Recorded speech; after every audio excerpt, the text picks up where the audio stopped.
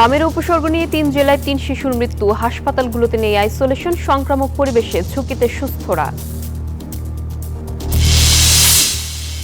১৬ December third terminal উদ্বোধন, চালু হলে একদিনে ওঠানামা করবে ১০০-র বেশি বিমান, বাড়বে রাজস্ব আয়। এখন যে আমাদের ইনফ্রাস্ট্রাকচার আছে তাতে করে ১০০ প্লেনের বেশি ওঠানামা করতে পারবেন না ২৪ ঘন্টায়। আবু সাইদ হত্যায় বেরোবের সাজাপ্রাপ্ত সাবেক ভিসি কেস কারাগারে প্রেরণ, কাল গ্রেফতারের পর সকালে হাজির করা হয় ট্রাইব্যুনালে। জাহাঙ্গীরনগর বিশ্ববিদ্যালয়ের প্রশাসনিক ভবন ঘেরাও শিক্ষার্থীদের, ধর্ষণ চেষ্টার আসামি গ্রেফতার সহ বিভিন্ন দাবি। ৫ দিনের মাথায় ওখানে একটা ক্রিমিনালকে ধরা যাচ্ছে না। কর্মসূচি এটাই, অবরুদ্ধ কর্মসূচি, যতক্ষণ না আসামি গ্রেফতার হয় আমাদের কর্মসূচি এটাই চলবে। রাজধানীতে ক্ষমতা যার ময়লা পরিবহনের কন্ট্রাক্টর, অতিরিক্ত বিল না দিলে সরানো হয় না বর্জ্য, নাজেহাল নগরবাসী। আগে তো নিত দৈনিক নিত মাঝখান দেয়া, কিন্তু এখন আবার কয়েকদিন পর নেয়, একদিন পর একদিন নিত। ময়লার বিল দিতেছে, যে দেখেন মশা মাছি সবকিছু আমাদেরকে জ্বালাইতেছে, এখন কোন রকম আমরা এদের সাথে কথা বলে পারতেছি না। শান্তি আলোচনা ব্যর্থ হলে ফের ইরানে হামলার হুমকি, যুক্তরাষ্ট্র ইসরায়েলের হরমুজ প্রণালীতে টোল বসাচ্ছে তেহরান।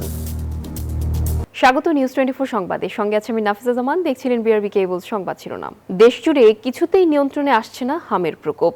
হামের উপসর্গ নিয়ে সিলেট, বরিশাল ও রংপুরে আজও ৩ শিশুর মৃত্যু হয়েছে।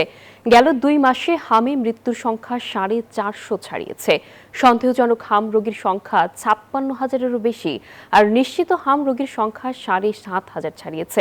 ১৫ মার্চ থেকে ১৬ মে পর্যন্ত সন্দেহজনক হাম রোগে হাসপাতালে ভর্তি হয়েছেন ৪১,০২৮ জন। এ পর্যন্ত নিশ্চিত হামে ৭৪ জনের মৃত্যু হয়েছে, আর হাম সন্দেহে প্রাণহানি হয়েছে ৩৮৯ জনের। এবছরের ১৬ ডিসেম্বর উদ্বোধন হবে বহুল প্রতীক্ষিত থার্ড টার্মিনাল। কাজ শেষ হয়েছে প্রায় ৯৮%। এটি চালু হলে একদিনে বিমান ওঠানামা করবে ১০০-রও বেশি, যা বাড়াবে রাজস্ব আয়, জানিয়েছেন বিমান প্রতিমন্ত্রী এম রশিদুজ্জামান মিল্লাত। তিনি জানান, খরচ বিবেচনায় এখনই শাহজালাল বিমানবন্দরের নাম পরিবর্তন করা হচ্ছে না। এদিকে বগুড়ায় হতে যাচ্ছে দেশের ৪র্থ আন্তর্জাতিক বিমানবন্দর। বিস্তারিত থাকছে শাহনাজ ইয়াসমিনের রিপোর্টে। ২১,৩৯৮ কোটি টাকা ব্যয়ে ২০১৯ সালের ২৮ ডিসেম্বর বিমানবন্দরের ৩য় টার্মিনালের কাজ শুরু করে আওয়ামী লীগ সরকার। ব্যয়ের টাকার ৫,০০০ কোটি সরকারের, বাকি অর্থ জাপানি সংস্থা জাইকার ঋণ। কথা ছিল ২০২৪ সালের মধ্যে চালু হবে, যা আর সম্ভব হয়নি। বিমান মন্ত্রণালয়ের সূত্র বলছে, টার্মিনাল পরিচালনা ও রক্ষণাবেক্ষণ নিয়ে জাপানি কনসোর্টিয়ামের সঙ্গে সমঝোতায় পৌঁছাতে না পারায় শেষ পর্যন্ত চুক্তিটি বাতিল করার পক্ষে ছিল অন্তর্বর্তী সরকার। বিএনপির নেতৃত্বের সরকার গঠনের পর নতুন করে আলোচনায় থার্ড টার্মিনাল পুনঃচুক্তি জাপানের সাথে। মিটেছে রাজস্ব ভাগাভাগি নিয়ে জাপানের সাথে মতবিরোধ। থার্ড টার্মিনাল আমরা আশা করি যে ১৬ ডিসেম্বরে বিজয় দিবসে সেটা উদ্বোধন করতে যদি পারি, তাহলে আমাদের জন্য খুবই একটা চমৎকার বিষয় হবে। মাননীয় প্রধানমন্ত্রী জনাব তারেক রহমান বিজয় দিবসে একটা বিজয় অর্জন করলাম, কারণ থার্ড টার্মিনাল এমন অবস্থায় ছিল যে এটা ওই স্ট্রাকচার অবস্থায় থাকতো যদি আমরা না আসতাম, আমরা না ধরতাম। কারণ এটা ইন্টারিম গভর্নমেন্টটা চুক্তিটাও ক্যান্সেল করেছিল। ৫,৪২,০০০ বর্গমিটার আয়তনের ৩য় টার্মিনালে ৪ শিফটে কাজ করবে প্রায় ৬,০০০ কর্মী। বিমান প্রতিমন্ত্রী জানান, ৩য় টার্মিনাল চালু হলে শাহজালাল বিমানবন্দরের বার্ষিক যাত্রী ধারণ ও কার্গো হ্যান্ডলিং ক্ষমতা দ্বিগুণ হবে। সেকেন্ড রানওয়ে করার জন্য আমরা প্রস্তাব ক্যাবিনেটে রাখবো। জায়গা আমাদের পশ্চিম দিকে কিছু আছে, এয়ারফোর্সের জায়গা, তাদের সঙ্গে নেগোশিয়েট করে যদি করা যায়, তাহলে আপনার এখানে এখন যে আমাদের ইনফ্রাস্ট্রাকচার আছে তাতে করে ১০০ প্লেনের বেশি ওঠানামা করতে পারবেন না ২৪ ঘন্টায়। এখন যেটা করছে তার চেয়ে দ্বিগুণ হবে আর কি, কারণ আমাদের এখানে ল্যান্ডিং স্টেশনটা বেশি, আমাদের স্পেসটা বেশি আছে এবং আমরা প্লেনগুলো বেশি রাখতে পারবো। থার্ড টার্মিনাল চালু হলে বিমানবন্দরের প্রথম ও দ্বিতীয় টার্মিনাল ব্যবহার হবে অভ্যন্তরীণ এবং হজ ফ্লাইটের জন্য। তবে এখনই পরিবর্তন হচ্ছে না শাহজালাল আন্তর্জাতিক বিমানবন্দরের নাম চেঞ্জ করতে গেলে এখন যদি করতে যান, এটা অ্যাটলিস্ট ৫০,০০০ কোটি টাকা খরচ হবে। তখন খরচ ছিল ১৬,০০০ কোটি টাকা, যখন জিয়া চেঞ্জ করে শাহজালাল করেছিল যখন। এদিকে এ বছরের ডিসেম্বরেই বগুড়ায় আন্তর্জাতিক বিমানবন্দর নির্মাণের সম্ভাব্যতা যাচাইয়ের কাজ শেষ হবে। এরপর শুরু হবে বিদেশি অর্থায়নের খোঁজ, জানান বিমানের এই কর্তা ব্যক্তি। ফিজিবিলিটি স্টাডি শেষ হয়ে যায়, এবং আমরা ফিনান্স খুঁজতে হবে। আমরা তো বাইরের ফাইন্যান্স দিয়ে এটা করবো নিশ্চয়ই। শানাজি ইয়াসমিন, নিউজ 24, ঢাকা। জুলাই আন্দোলনের প্রথম শহীদ আবু সাইদ হত্যা মামলায় সাজাপ্রাপ্ত আসামি রংপুর বেগম রোকেয়া বিশ্ববিদ্যালয়ের সাবেক ভিসি হাসিবুর রশিদকে সাজা ভোগের জন্য কারাগারে পাঠানোর নির্দেশ দিয়েছেন আন্তর্জাতিক অপরাধ ট্রাইব্যুনাল। রোববার বেলা 12টায় তাকে ট্রাইব্যুনালে হাজির করা হয়। শনিবার রাতে রাজধানীর মোহাম্মদপুরের সলিমুল্লাহ রোডের একটি বাসা থেকে হাসিবুর রশিদকে গ্রেফতার করে পুলিশ। এর আগে 9 এপ্রিল শহীদ আবু সাইদ হত্যার দায়ে মানবতা বিরোধী অপরাধের এই মামলায় 28 জনকে বিভিন্ন মেয়াদে সাজা দেন ট্রাইব্যুনাল 2। এর মধ্যে প্রধান আসামি হিসেবে হাসিবুর রশিদকে 10 বছরের কারাদণ্ড দেওয়া হয়। তবে 2024 সালের 5 অগস্ট শেখ হাসিনার সরকারের পতনের পর থেকেই তিনি পলাতক ছিলেন। হামের টিকা নিয়ে অন্তর্বর্তী সরকারের প্রধান উপদেষ্টা ডক্টর মোহাম্মদ ইউনূস সহ সংশ্লিষ্ট সবার ভূমিকা তদন্তের নির্দেশনা চেয়ে একটি রিট দায়ের করা হয়েছে। রবিবার হাইকোর্টে এই আবেদন করেছেন ব্যারিস্টার এম আশরাফুল ইসলাম। এতে অন্তর্বর্তী সরকারের সব উপদেষ্টা সহ 24 জনের দেশ ত্যাগে নিষেধাজ্ঞার নির্দেশনা চাওয়া হয়েছে। এ বিষয়ে আদেশ দেওয়া হবে বৃহস্পতিবার।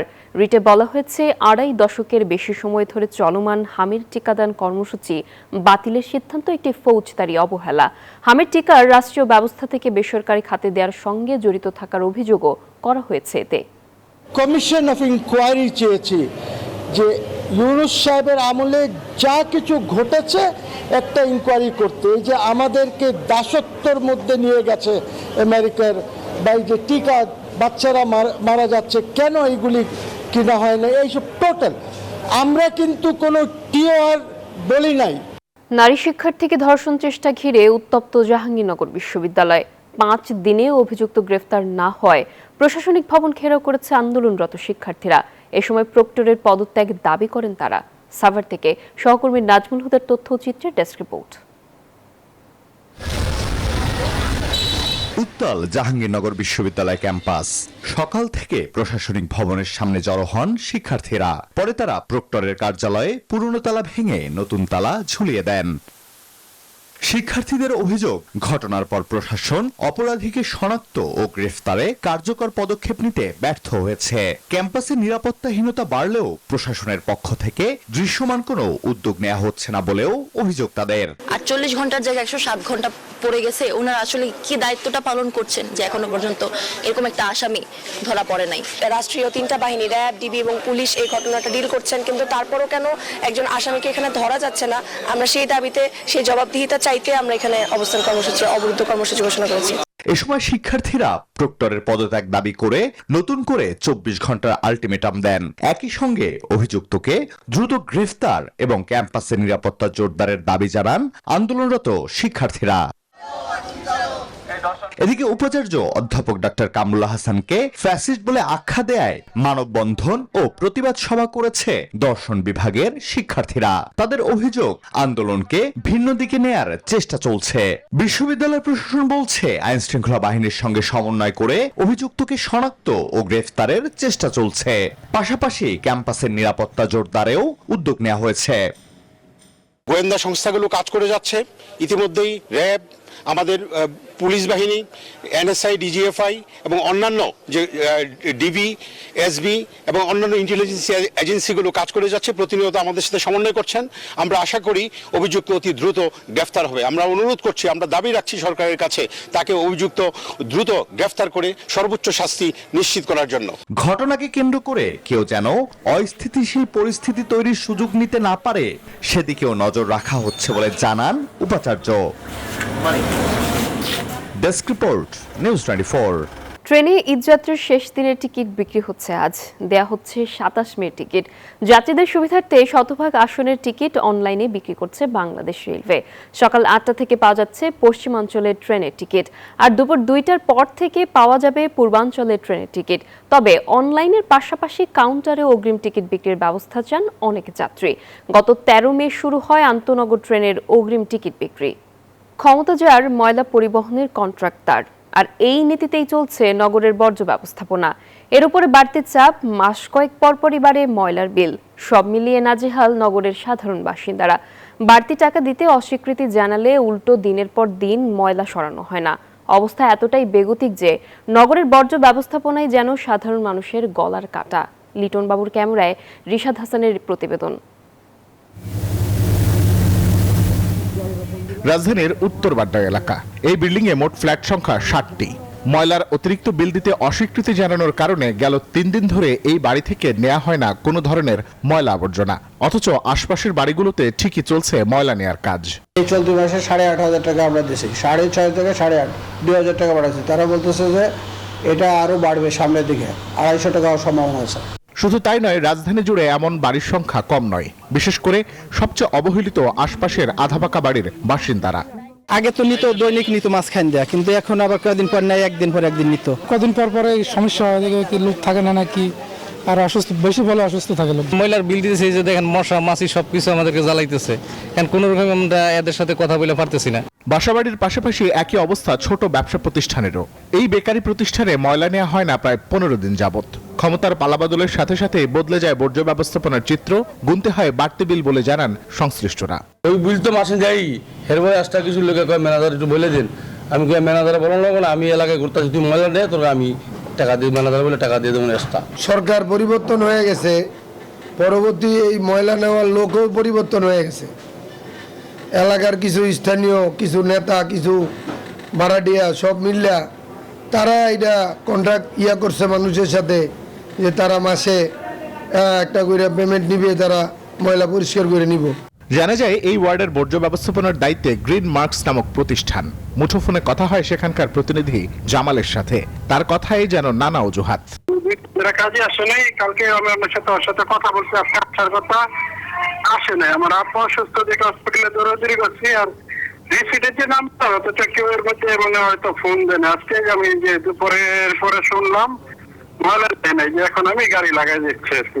নগরবাসীর ভোটেই নির্বাচিত হয়ে থাকেন নগরপিতা, যারা প্রতিশ্রুতি দেন এই নগরের আধুনিক বর্জ্য ব্যবস্থাপনার। কিন্তু প্রশ্ন হলো, মাঠের চিত্র কি তারা জানেন? শহর বদলায়, বদলায় নেতৃত্ব, সেই সাথে বদলাতে থাকে ময়লার বিল বাবদ খরচের হিসাব। কিন্তু প্রশ্ন হচ্ছে, আদতে কি বদলায় এই শহরের বর্জ্য ব্যবস্থাপনার চিত্র? রিশাদ হাসান, নিউজ 24, ঢাকা। চামড়া শিল্পকে লাভজনক ও টেকসই খাতে রূপ দিতে সাভারের সিইটিপিকে আধুনিকায়ন করা হবে বলে জানিয়েছেন শিল্পমন্ত্রী খন্দকার আব্দুল মুক্তাদির। রবিবার সকালে চামড়া শিল্প টাস্কফোর্সের সভায় তিনি এই কথা বলেন। মন্ত্রী বলেন, পশু জবাই থেকে চামড়া বাজারজাতকরণ পর্যন্ত পুরো প্রক্রিয়াকে একটি সমন্বিত ব্যবস্থার আওতায় আনা হবে। পরিবেশ সুরক্ষা নিশ্চিত করতে সরকার বিষয়টিকে গুরুত্বের সঙ্গে বিবেচনা করছে।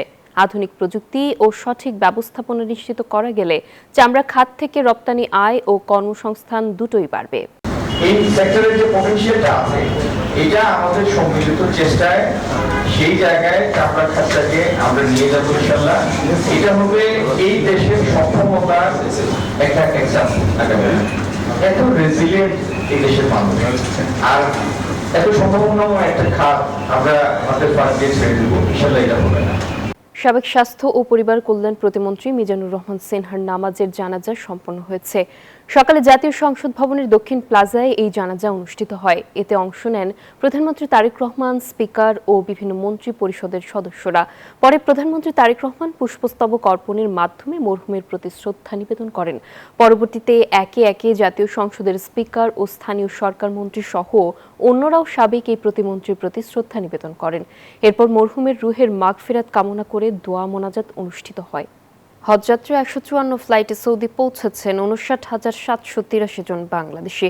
রোববার আরও 7 ফ্লাইটে ঢাকা ছাড়ছেন 2,889 জন হজযাত্রী। একথা জানিয়েছে হজ অফিস। হজযাত্রীরা এখন পর্যন্ত বিভিন্ন রোগে আক্রান্ত হয়ে সৌদিতে 16 বাংলাদেশের মৃত্যু হয়েছে। সৌদিতে গিয়ে চিকিৎসা নিয়েছেন 32,187 জন হজযাত্রী। গত 18 এপ্রিল শুরু হয় এবছরের হজযাত্রা, যা চলবে 21 মে পর্যন্ত। হজ শেষে ফিরতি ফ্লাইট শুরু হবে 30 মে থেকে, চলবে 30 জুন পর্যন্ত। টেলিভিশনের জন্য নিরপেক্ষ ও গ্রহণযোগ্য কমিশন গঠন করা হবে বলে তথ্যমন্ত্রী জহির উদ্দিন স্বপন জানিয়েছেন। তিনি বলেন, দেরিতে হলেও এমন সংগঠন ইতিবাচক। সকালে সচিবালয়ে তথ্যমন্ত্রীর সঙ্গে সৌজন্য সাক্ষাৎ করেন নবগঠিত সংগঠন টেলিভিশন এডিটর্স কাউন্সিলের সদস্যরা। তথ্যমন্ত্রী বলেন, সাংবাদিকদের মত প্রকাশের স্বাধীনতাকে শক্তিশালী করতে একটি স্বাধীন গণমাধ্যম কমিশন গঠন করতে চায় সরকার। এজন্য স্টেক হোল্ডারদের সাথে শিগগিরই আলোচনা করা হবে বলেও জানান মন্ত্রী। গণমাধ্যমের ক্ষেত্রেও কিন্তু এটা হচ্ছে এমন একটা জগৎ যেখানে যেহেতু অংশীদারের সংখ্যা অনেক বেশি, ফলে এই অংশীদারদেরকে সহ এই পুরো প্রক্রিয়াটা চলমান রাখার জন্য আমাদেরকে অবশ্যই একটা ক্ষমতাবান, স্বাধীন, দক্ষ, যোগ্য একটা কোয়াসি জুডিশিয়াল কমিশন বা কর্তৃত্ব বা কর্তৃপক্ষ আমাদেরকে তৈরি করতেই হবে। লালমনিরহাটের পাটগ্রাম সীমান্তে আটক সিআরআই এর সাবেক নির্বাহী পরিচালক ও পররাষ্ট্র মন্ত্রণালয়ের সাবেক ডিজি সাব্বির বিন শামসকে আজ জিজ্ঞাসাবাদ শেষে তোলা হবে আদালতে।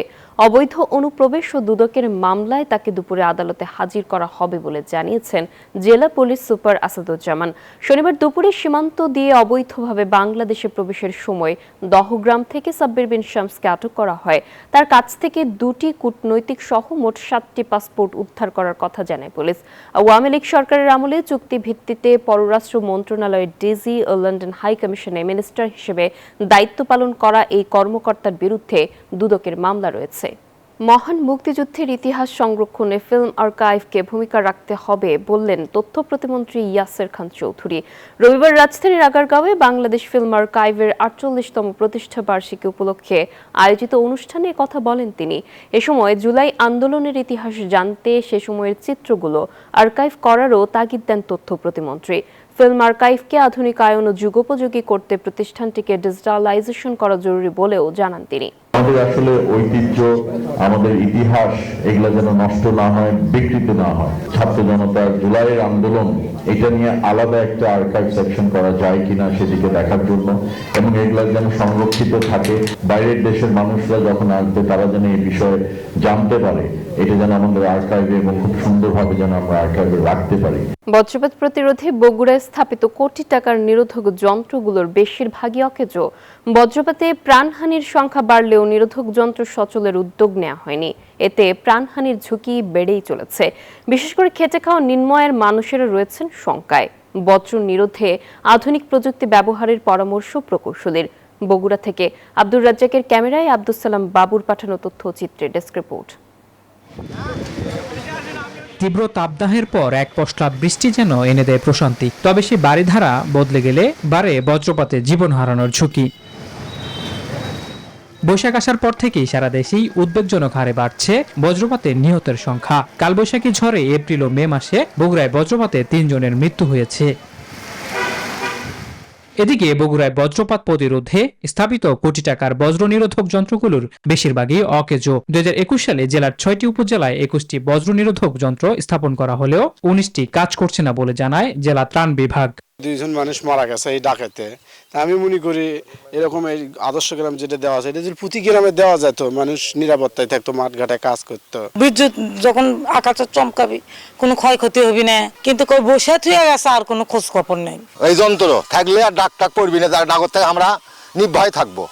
যন্ত্রগুলো সচল করার দাবি জানিয়েছেন জনপ্রতিনিধিরা। সরকার যেন এই বজ্র যন্ত্রটা যেন সচল রাখে ও মানুষের জানমাল হেফাজত থাকে, এটা আমি আশা করি আর কি। অচল যন্ত্রগুলোর তথ্য ঊর্ধ্বতন কর্তৃপক্ষকে জানানো হয়েছে বলে জানান এই কর্মকর্তা। এগুলো সচল করার জন্য আমরা আমাদের মন্ত্রণালয় এবং অধিদপ্তরে আমি পত্র দিয়েছি। বজ্র নিরোধে আধুনিক প্রযুক্তি ব্যবহারের পরামর্শ জানান এই প্রকৌশলী। তো এই সিস্টেমে যে চলমান ছিল, এটার আবার অ্যাডভান্স ভার্সন এখন এসছে, এটা হলো এসপিডি। তো এসপিডিটা তার চেয়েও আধুনিক, অর্থাৎ বজ্রপাত হলো কিন্তু সেটা কাউন্ট করে। গত 5 বছর জেলায় বজ্রপাতে অন্তত 70 জনের মৃত্যু হয়েছে। Desk report, news 24। ইসলামাবাদে শান্তি আলোচনা থমকে যাওয়া ইরানে ফের বড় হামলার প্রস্তুতি নিচ্ছে যুক্তরাষ্ট্র ও ইসরায়েল। নিউ ইয়র্ক টাইমস বলছে, প্রেসিডেন্ট ডোনাল্ড ট্রাম্পের অনুমোদন পেলে আগামী সপ্তাহে শুরু হতে পারে এই যৌথ সামরিক অভিযান। প্রতিবেদনে বলা হয়, এবার লক্ষ্যবস্তু হতে পারে ইরানের সামরিক ও পারমাণবিক স্থাপনা এবং খার্ক দ্বীপের মতো গুরুত্বপূর্ণ তেল রপ্তানি কেন্দ্র। তবে পারমাণবিক স্থাপনায় অভিযানের ক্ষেত্রে বড় ধরনের ঝুঁকি দেখছেন বিশ্লেষকরা। নতুন করে দীর্ঘমেয়াদী এই যুদ্ধের জন্য এখন কেবল ট্রাম্পের চূড়ান্ত সিদ্ধান্তের অপেক্ষায় রয়েছে তেল আভিভ। হরমুজ প্রণালীতে জাহাজ চলাচলের টোল বসাতে চায় ইরান। এই রুট সচল রাখতে ইউরোপীয় দেশগুলো ইরানের সঙ্গে আলোচনাও শুরু করেছে। এদিকে দ্রুত শান্তি চুক্তি না করলে তেহরানকে ফের ভয়াবহ পরিণতির হুঁশিয়ারি দিয়েছেন মার্কিন প্রেসিডেন্ট ডোনাল্ড ট্রাম্প। অন্যদিকে চীনের পর হরমুজ ইস্যুতে মার্কিন খসড়া প্রস্তাবের সরাসরি বিরোধিতা করছে রাশিয়াও। থমথমে পারস্য উপসাগর, হরমুজ প্রণালী দিয়ে যাওয়া প্রতিটি বাণিজ্যিক জাহাজে কড়া নজর রাখছে ইরান। চলমান উত্তেজনার মধ্যেই এবার নৌপথটিতে টোল বসাতে যাচ্ছে তারা। এছাড়াও হরমুজ ঘিরে নিজেদের নতুন নিয়ন্ত্রণ পরিকল্পনা প্রকাশ করতে যাচ্ছে তারা।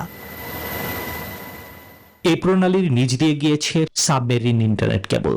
এই কেবলকেও নিজেদের নতুন কৌশলগত অস্ত্র হিসেবে দেখছে ইরানের কট্টরপন্থী মহল। বৈশ্বিক আর্থিক লেনদেন ও প্রযুক্তি প্রতিষ্ঠানগুলোর ডেটা প্রবাহ আটকে দিয়ে পশ্চিমাদের উপর চরম ডিজিটাল চাপ তৈরির ছক করছে দেশটি। বাণিজ্যিক জাহাজের এই অচলাবস্থা কাটাতে এরই মধ্যে ইরানের সাথে আলোচনা শুরু করেছে ইউরোপীয় দেশগুলো। এদিকে মার্কিন প্রেসিডেন্ট ডোনাল্ড ট্রাম্প সতর্ক করেছেন যে দ্রুত শান্তি চুক্তি না হলে ইরানকে পার করতে হবে চরম খারাপ সময়। অন্যদিকে চীনের সাথে সুর মিলিয়ে রাশিয়াও হরমুজ প্রণালী ইস্যুতে জাতিসংঘের নিরাপত্তা পরিষদে আনা যুক্তরাষ্ট্র ও বাহরাইনের খসড়া প্রস্তাবের বিরোধিতা করেছে। সরাসরি আলোচনার বদলে এমন পদক্ষেপ কূটনৈতিক সংকট আরও বাড়াবে বলে জানিয়েছে মস্কো। নিবির আমিন, নিউজ 24। আর এই ছিল নিউজ 24 সংবাদে। এতক্ষণ সঙ্গে থাকার জন্য সবাইকে ধন্যবাদ।